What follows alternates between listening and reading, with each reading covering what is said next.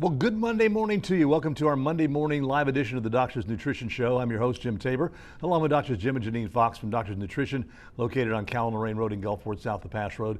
We do this every Monday morning. It is a live call-in show in which we invite you to call in and ask questions about our topic of the morning, which is this morning, hypertension. And our numbers are 896-0713 or 800-349-0713. You can call in with your question, pass it along to our producer, and they will pass it along to us. And of course, with the weather as it is today, if we have anything happening, all of a sudden we will break away for the Weather Center and get an update, of course, from Wesley. But again, we're talking about hypertension this morning. It's something that a lot of people deal with. Oh, yeah. I deal with it, and I have it under control, thanks to them, and I'm doing very well with it. So what exactly is hypertension? Well, it's just when the blood pressure is higher than what is considered normal. And they keep lowering the standards, but normally around 130 on the top number and say 80 on the bottom. If it gets much higher than that, you get a little concerned. Usually like to see it in the 120s over 70s. That's perfect, so to speak.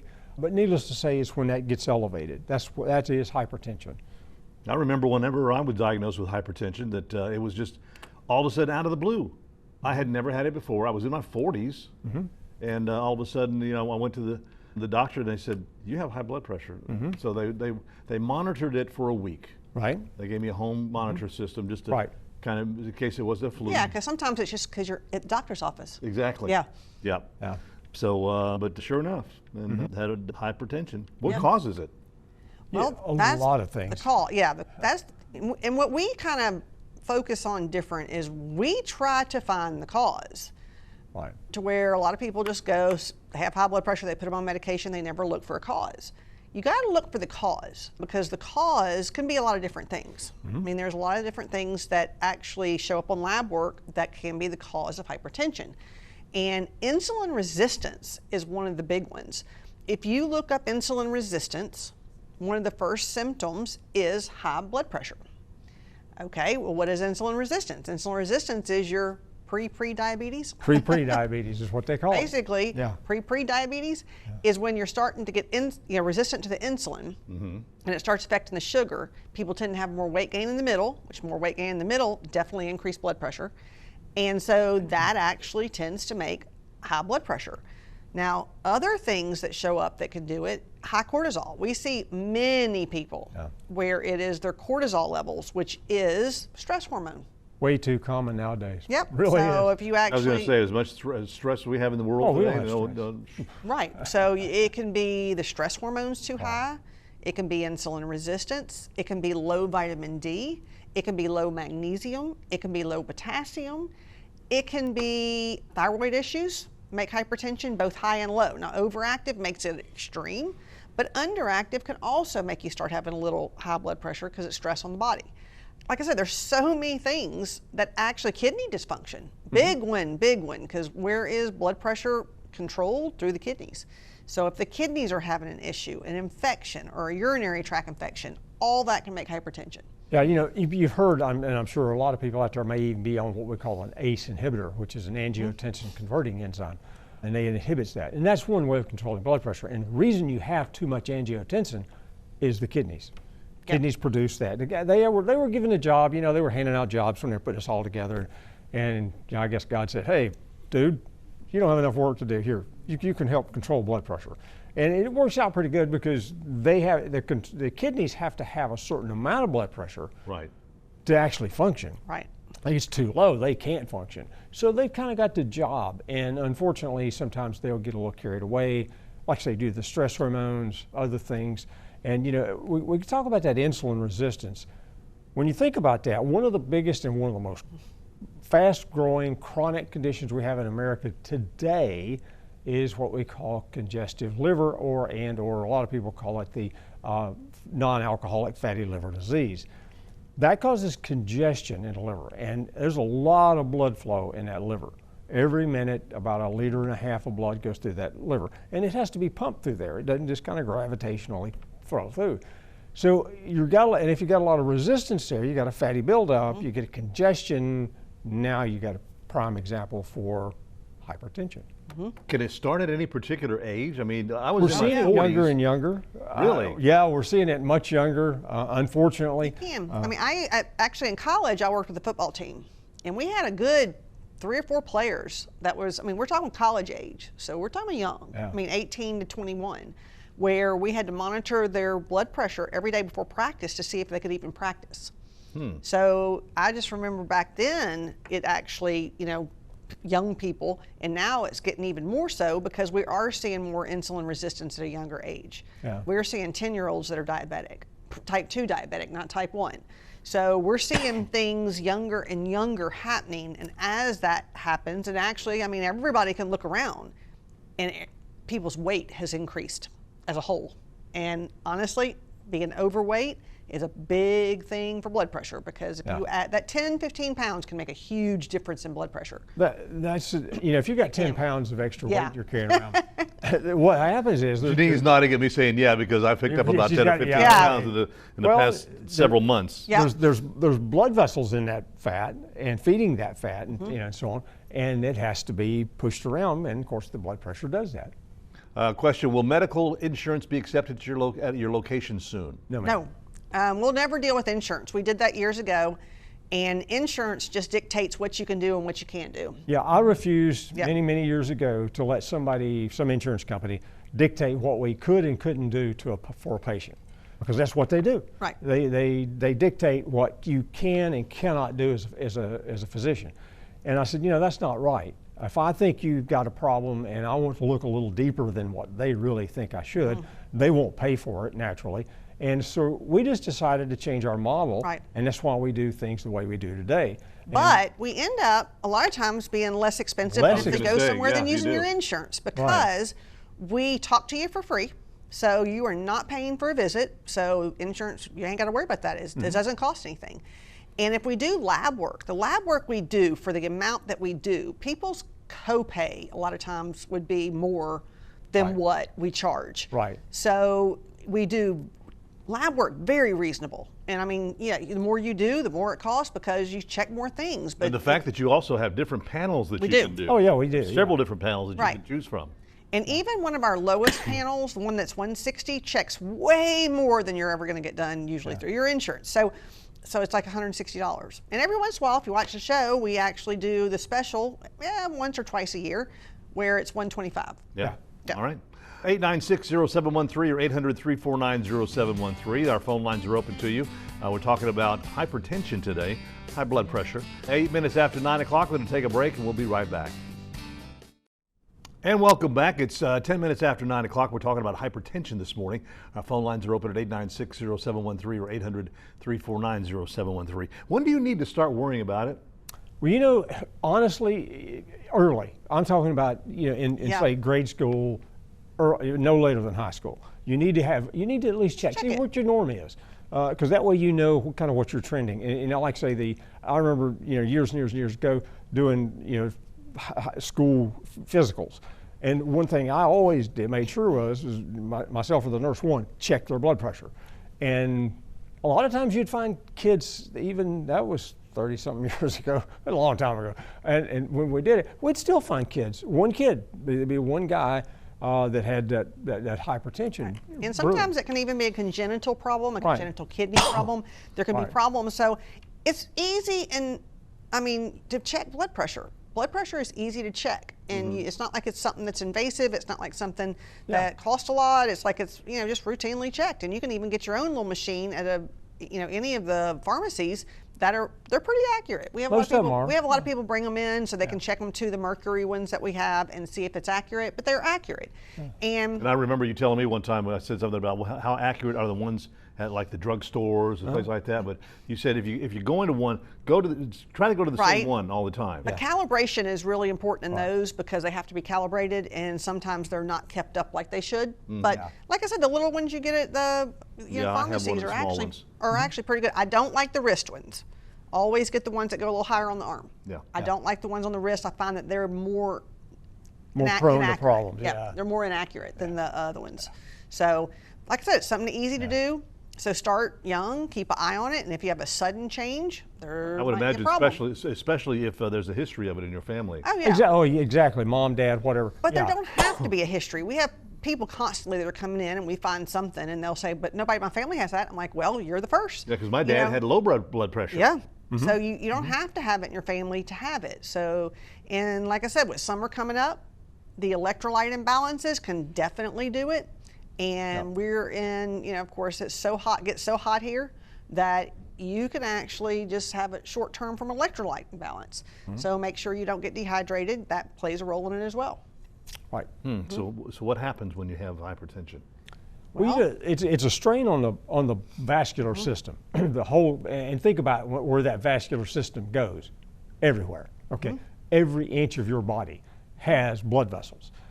One of the biggies, and this is always one of the biggies, is the brain, and because we see so much now, and they're actually terming it what we call vascular dementia, and it's because there's been little breaks in blood vessels, the small blood vessels in the brain, and they get to leak or they have little clots or whatever. And so, and the hypertension causes them to blow out and one thing and another. So it's leaking, et cetera, and it causes some brain problems. And that's real important to keep our mental health. And we're seeing a problem there. Actually, high blood pressure, kidneys control blood pressure, but blood pressure hurts kidneys. Right. So it's kind of like if it is high, then it can actually damage your kidneys. Right. It can actually, like he said, damage your brain, and it can also enlarge your heart. So there's a lot of things that go along with high blood pressure, and of course you can have strokes, and you have your increased risk for stroke, and you always got to say something's causing it. So there's also an underlying problem that can cause a lot of other things also. Yeah, and so we tend to focus on that underlying problem. We do. Because to me, that's the most important. Yeah. That's what when you do holistic approach, where you look at the whole body, you try to figure out where it's coming from, what you need to do to change it, not just lower it with something and don't worry about the underlying cause, because the underlying cause is still going to cause you problems. Right, Yeah. right. You don't want to always, that's one thing you don't want to just stick a bandage on. Right. No, Band-Aids are not good for that. No. You really want to find out what it is to see if it's something you can control, because there's a lot of things that the patient can control once they know what the problem is. If you're pre-diabetic, okay, we can change that. Insulin resistance, all right, we can start changing that. So if you know that's part of it, or at least a problem with it, then those are things you can change. Because actually, like 30-something years ago, he had high blood pressure. Yeah, close to 40. And he was on 2 medications that never controlled it. Right. Never. I mean, it was like his blood pressure was always like 160/100 with 2 medications. But I wrote the book on being insulin resistant. And he is insulin resistant, Right. no doubt, and he has changed that over the years. Yeah. And now he's on no medication, and his blood pressure is like 120/70, sometimes 60-something, sometimes 110/60-something. Yeah. Wow. And he is on no medication. He does take a lot of supplements. Yeah. And he has changed his insulin resistance. Yeah. So that all makes a difference. When I first found out I had what we now call insulin resistance, we didn't know what to call it. 40 years ago, you didn't know what to call that stuff. I don't know. You got a problem, but we don't know what it is. I mean, seriously. Right. And so, okay, I even went to a fellow I knew was a cardiologist, and he said, I'm not real sure. One of those things, kind of like, he wasn't sure. So, and then later, it came out, and finally they started calling it Syndrome X. Yeah. Okay. Or metabolic syndrome. And now it's called metabolic syndrome, and of course it's good. But insulin resistance, metabolic syndrome, syndrome X, all that, it's all the same thing. But it was, that's what started mine. And until I found out what it was, so I could do something about it, then blood pressure never really got down. And when I finally found out, okay, this is kind of the problem I've got, I started working on that problem and started changing those things gradually over time. It came down, and finally I got completely off of all the prescription medications and was still able to and we do want to say, don't just stop your medication. Oh, no. Worse thing. Because then you can have a rebound and it can get higher and you can have a stroke, so you don't want to do that. No. He actually got his controlled first, then slowly decreased it. And like I said, if you're going to do that, you want to work with your doctor to slowly decrease your medication. You don't just suddenly stop it. Yeah, you have to. So I did want everybody out there not to say, oh, well, I'm just going to stop it and then go do something else. No, you don't want to do that. Because it takes a while. The thing is anytime you're helping with overall health and you're helping with underlying problems, it's not a week that it's better. It takes time. It took time to get there. It's going to take time to go away. So we always tell people it's a process of just getting healthy. It is a process. Yes. Because his diet change over the last 30 years has been huge. One reason he's so thin is because he does eat right, and he just can't keep weight on because he does eat right. And He's some got a people great like that. cook for him too. Yeah, well, he don't have to do much, but Which is a good idea. yeah, exactly. But but you can do it, and it's the thing is people say, well, I'm already 60 years old. I don't want to start now. Why not?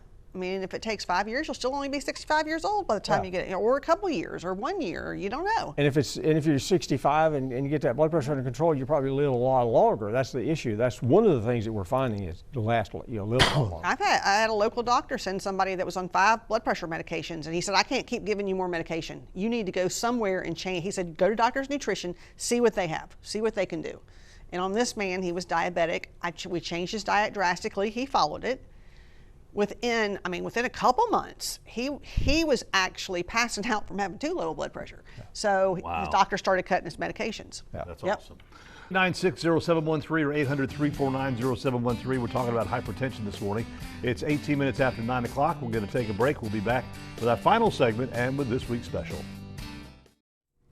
And welcome back. It's our final segment this morning. It's 20 minutes after 9 o'clock. Let's go ahead and look at what our special of the week is. Yeah, this week we're going to put on our special vascular support BP because we're talking about blood pressure, and that's what this is particularly supplement is for. Yeah, it has a combination of things for blood pressure. It has things to help the elasticity of the arteries, and at the same time, it does have, of course, your hawthorn, your arjuna, a special type of grapeseed extract. It has celery seed extract to help get rid of fluid.